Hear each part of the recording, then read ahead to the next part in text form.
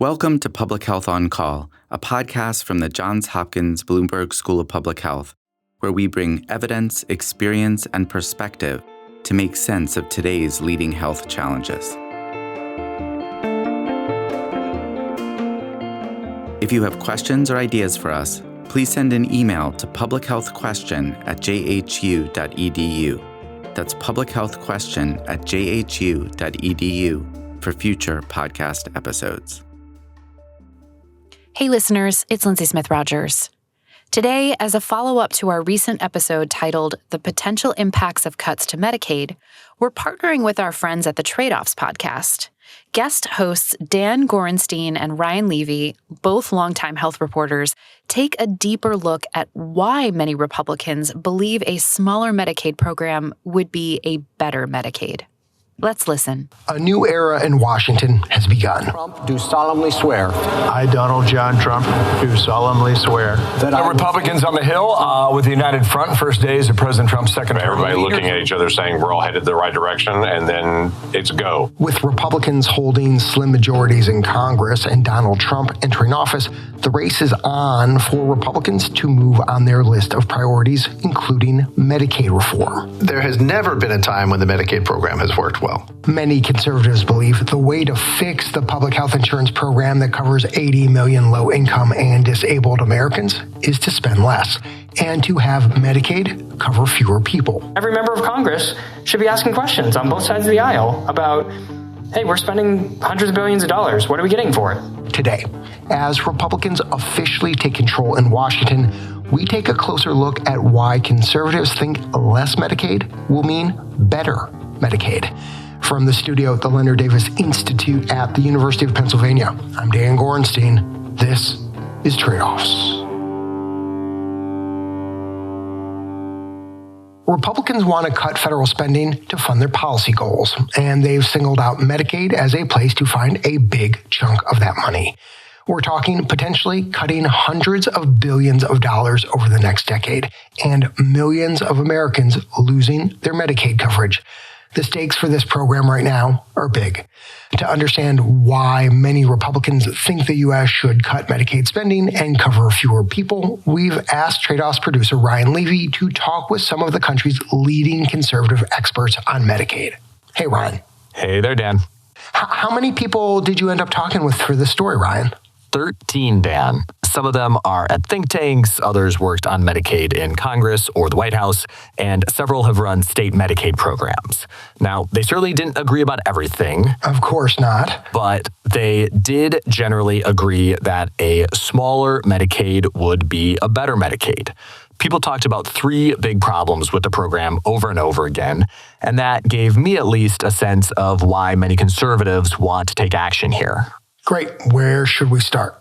So first thing I heard a lot about was just a skepticism that Medicaid coverage, basic insurance coverage, even helps people that much. I'm not sure who with a straight face can look at the current status quo and say it's working for everybody on Medicaid.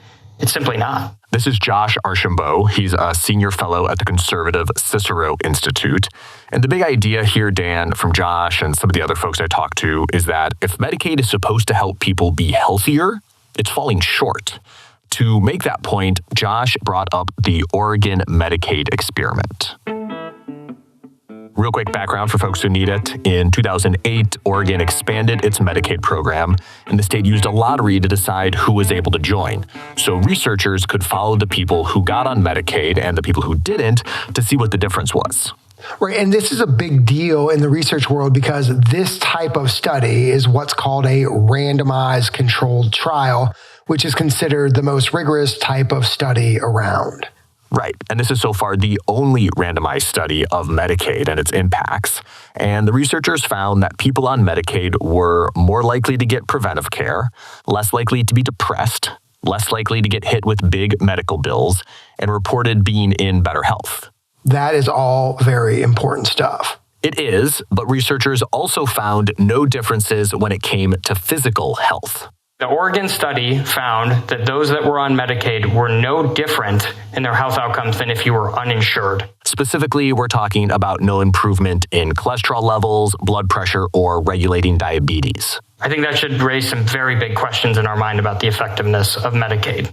And again, the context for all of this, Dan, is that taxpayers spent nearly $1 trillion on Medicaid in 2023. Just about everyone I talked to told me straight up, that's too much money for insurance that's not moving the needle on a person's health. Of course, different people draw different conclusions on what the Oregon study shows. Other experts say it demonstrates Medicaid works at least as an insurance product that protects people from financial harm. But beyond that, Ryan, as you know, there are many studies that show the benefits of Medicaid, including that it literally saves lives. What did folks like Josh make of that evidence? They said those studies were less rigorous than the Oregon experiment, so they put less weight in their findings. Almost all of the other studies that you see put out are self-reported, are not the same gold standard. And so the literature on this, I would say, is not strong. Now, to be fair, there's studies showing that private health insurance coverage doesn't seem to always lead to better health outcomes. So this isn't just an indictment on the Medicaid program. It's an indictment on many parts of our health system in that we are spending $4.5 trillion a year and not really focusing on the really meaningful health outcomes. Obviously, we've both talked to researchers and experts, Dan, who would disagree with this view. And some Republicans I talked to for this story, especially the ones who ran state Medicaid programs, think Medicaid absolutely helps people. But this was a common theme in my conversations, this deep skepticism that Medicaid is doing much to actually make people healthier. The second problem with Medicaid, Dan, is probably the one I heard about the most. It's about money. Specifically, many conservatives think the way that states get their Medicaid money is a disaster. Say more. Well, as you know, Dan, states and the federal government share the cost of Medicaid. Sure, for every dollar states pay for Medicaid, the feds cover something like anywhere from 50 to 90 cents of that dollar. Right, and poor states generally get more. Tom Scully, who ran Medicaid for President George W. Bush, says with the feds picking up such a big part of the tab, states can kind of go wild. It's not your money. You're spending federal tax dollars, so why not expand? Tom compared it to a kid with an allowance, right? If you give them $20 a week, they're going to be a lot more thoughtful about how they spend it than if you just give them your credit card. Tom told me the basic issue here, Dan, is that states get more money by spending more money. So the incentive is for them to spend and even run what Tom and others called money laundering schemes. Wait, Ryan, did you just say money laundering schemes? Those are their words, not mine, but yes. And the prime example that folks pointed to are something called provider taxes. Here's how they work. Let's say Massachusetts wants to increase its Medicaid spending. By $1 million. Sure, by $1 million, why not? To come up with its share, $500,000, the state of Massachusetts increases taxes on hospitals and nursing homes. And the other $500,000 comes from the feds, right? Because Washington must match half or more of what the states put up. Bingo. Now, the reason why people like Tom Scully call it money laundering is because states often return those tax dollars right back to the hospitals and nursing homes in the form of higher reimbursement rates. I see. So the providers don't really take a hit, or maybe they even make some money. The state spends no new money out of its own budget, but does get this infusion of cash from D.C. Right. Now, to be clear, this is all completely legal, and it can be particularly useful during tough economic times when other state funds are harder to come by. But from Tom's perspective, this is a clear example of how states are encouraged to just spend more and more and more. This is the problem in Medicaid, and everything else fails. Tom's been trying to get at these provider taxes since the 80s when he was working for the first President Bush. He told me this great story, Dan, about giving a speech to a bunch of Republican governors about how terrible and fiscally irresponsible provider taxes were. I sit down next to the governor of Nebraska, and she says, "This is wild. I'm going to fire my Medicaid director." And I said, "Great. I'm glad you feel it's outrageous." She said, "No, I think it's outrageous. I'm not doing this. We're not doing any of this. I'm not getting my share. I'm going to fire my Medicaid director. I want my piece." That is an incredible story. But the flip side of this, of course, is that if states lose that federal support, they'd have to find other ways to get the money, or more likely shrink their programs, cover fewer services and fewer people. Absolutely. The bottom line on this point, Dan, is that many conservatives think it's too easy for states to drive Medicaid spending up and up and up, and that a lot of that money is not actually leading to better care. Okay, so let's just review here. Problem one for conservatives is that they feel Medicaid coverage, absent more clear physical health benefits, offers individuals on the program and taxpayers low value. And problem two is that the federal government is handing states this kind of blank check, uncapped benefits, plus states have incentives to grow their programs, leading to a lot of bloat. So what is the third problem, Ryan?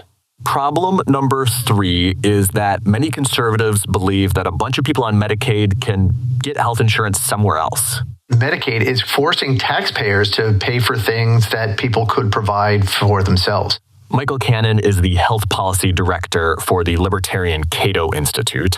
And health economists generally agree, Dan, that some people on Medicaid could get coverage through their work or the Obamacare exchanges, but exactly how many is less clear. Some studies say as little as 1% to 2%, while another study I found suggested nearly half of people covered by the Obamacare Medicaid expansion, some 6.5 million people in its first few years, had other coverage options.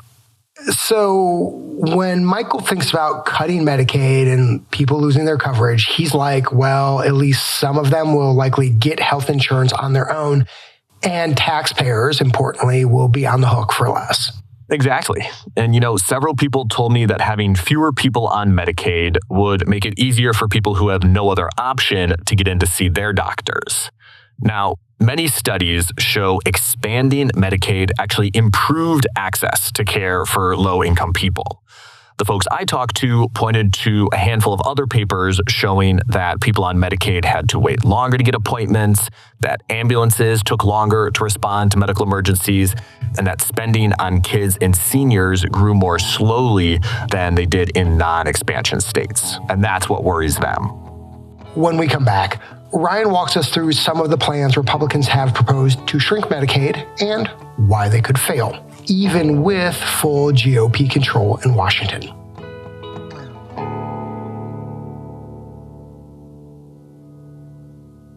Welcome back.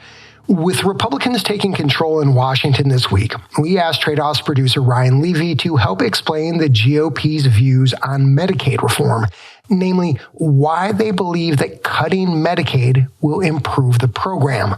Ryan talked with 13 conservative Medicaid experts and a quick review of the problems that they outlined.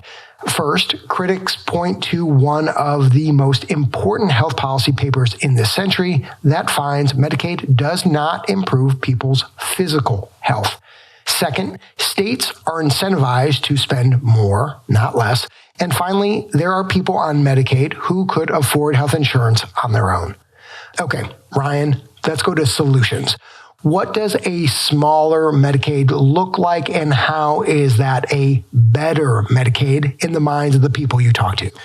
Well, there are lots of different ideas out there, Dan, and what I want to do is walk you through, at a high level, a few of the most common ones that I heard about. Sounds good. Let's do it.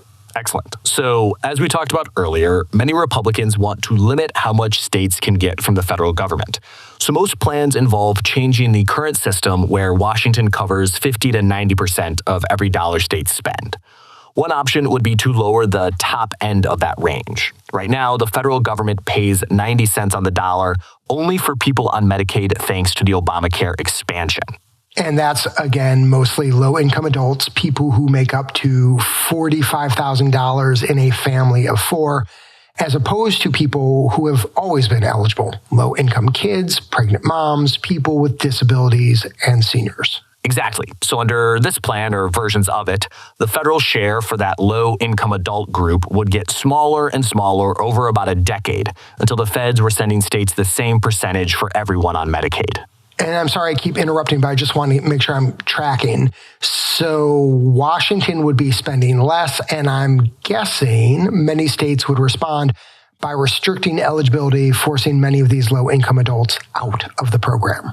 That's what a lot of people assume. In fact, at least 9 states, Dan, have so-called trigger laws that would quickly get rid of their Medicaid expansions if something like this plan passed, though those states could obviously change those laws if they wanted. Another common Republican idea is what's known as a per enrollee or per capita cap. For these, the federal government would set a cap or a ceiling on how much they send states for each person on Medicaid. Instead of what they do now, which is match however much the state spends on that person. Correct. Or some Republicans favor what's known as a block grant. Yes, block grants. This is an idea that has been kicking around for decades. The federal government would give states a lump sum of money each year for their entire Medicaid programs, and it would be up to the states to figure out the best way to spend it. You've heard this one before, I take it. I have. Oh, yes. So the last idea I heard about a lot of my conversations, Dan, was limiting or banning those provider taxes I told you about. Right. No more money laundering. Again, not my words, just quoting people. But yeah, making it harder for states to fund their programs by taxing providers. All of these ideas would drastically reduce federal spending on Medicaid, and they could cause millions of people to become uninsured. So that's how Republicans could make Medicaid smaller, stopping states from using provider taxes, cutting how much Washington pays for Medicaid expansion, or setting caps on how much the feds will send states for each person or the program as a whole. I want to go back to the question we started the show with. Why do they think that this is a good idea, Ryan? What are the upsides to making these sorts of cuts? I think it's 2 things based on what folks told me, Dan. So one is about money, right? The less money we spend on Medicaid, the less we're adding to our national debt, and the more states have to spend on other things like schools, roads, public safety. The second thing that people told me was that this belt tightening will force states to make their Medicaid programs better. Look, Ryan, I understand the spending less so you can spend more on another thing. That's a common refrain out there.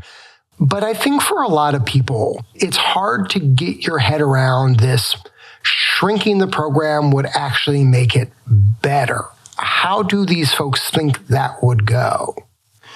Everyone I talked to, Dan, said the goal of Medicaid should be to make people healthier. But, and this is important, only the people who have no other way to get health insurance. Many of these conservatives said the best way to do that is to put states on a budget. They think giving states a smaller, fixed amount of money will motivate them to figure out the best way to help the people who they believe need it the most. Obviously, there are plenty of folks who would disagree with that philosophy, but that's the argument for why a smaller Medicaid would be a better Medicaid.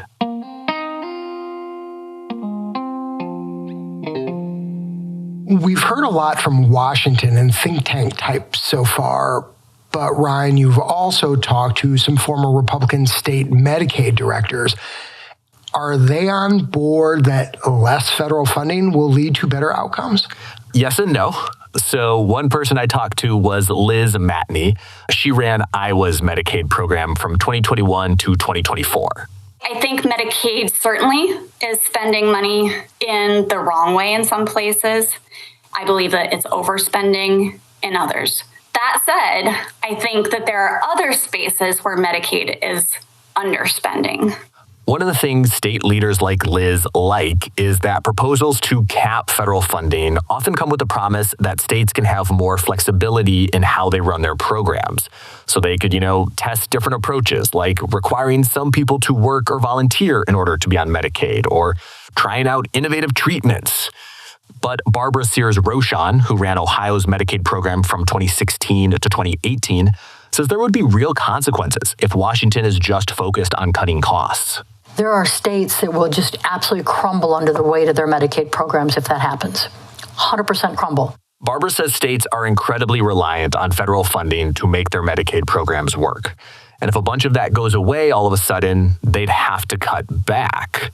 She worries especially about older Americans and those with disabilities who account for most of Medicaid spending. Those are the populations that get hit. If I run out of block grant dollars, I'm not going to cut back on my smallest program.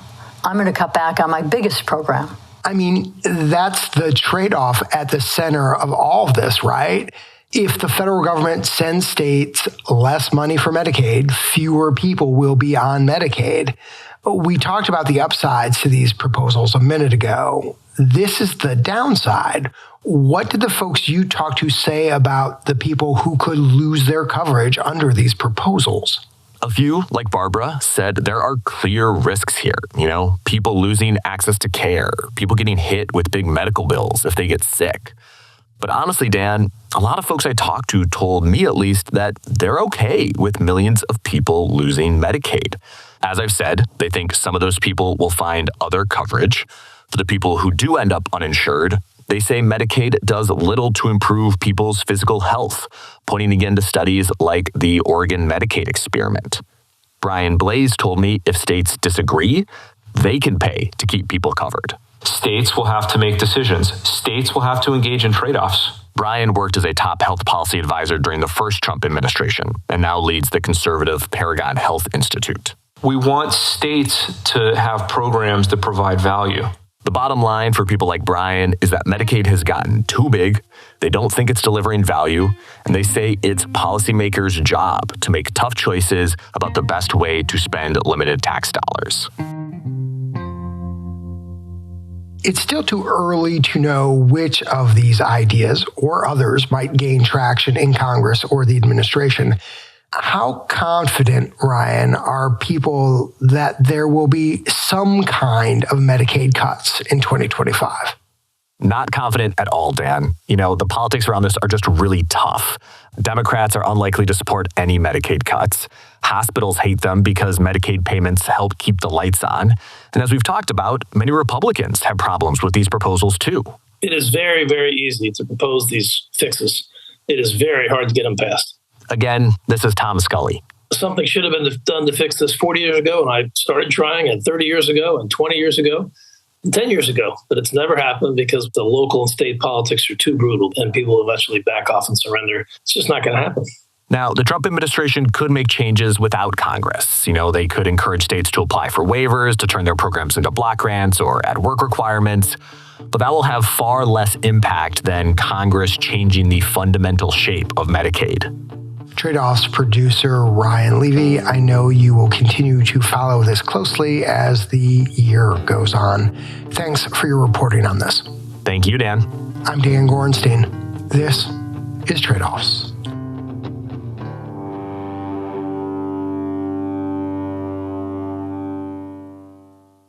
If you enjoyed today's episode of Tradeoffs, don't keep it to yourself. Tell someone else about it. Friend, colleague, family member.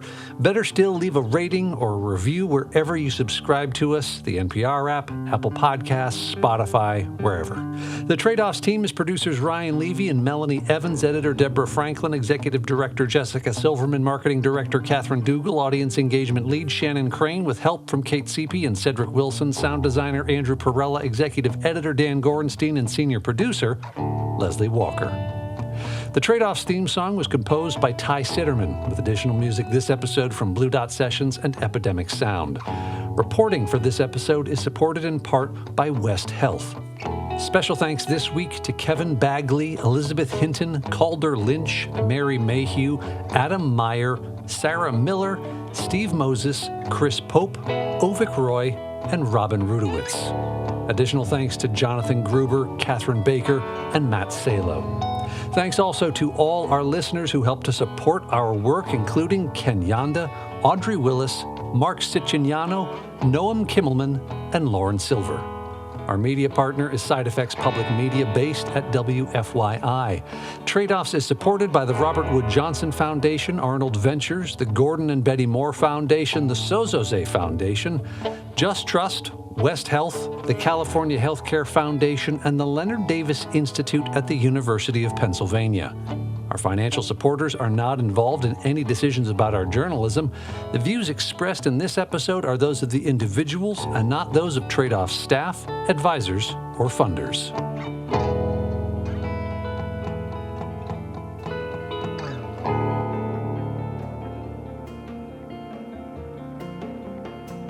Public Health on Call is a podcast from the Johns Hopkins Bloomberg School of Public Health, produced by Joshua Sharfstein, Lindsay Smith-Rogers, Stephanie Desmond, and Grace Fernandez-Ciceri. Audio production by J.B. Arbogast, Michael Bonfils, Spencer Greer, Matthew Martin, and Philip Porter, with support from Chip Hickey. Distribution by Nick Moran. Production coordination by Catherine Ricardo. Social media run by Grace Fernandez-Ciceri. Analytics by Elisa Rosen. If you have questions or ideas for us, please send an email to publichealthquestion@jhu.edu. That's publichealthquestion@jhu.edu for future podcast episodes. Thank you for listening.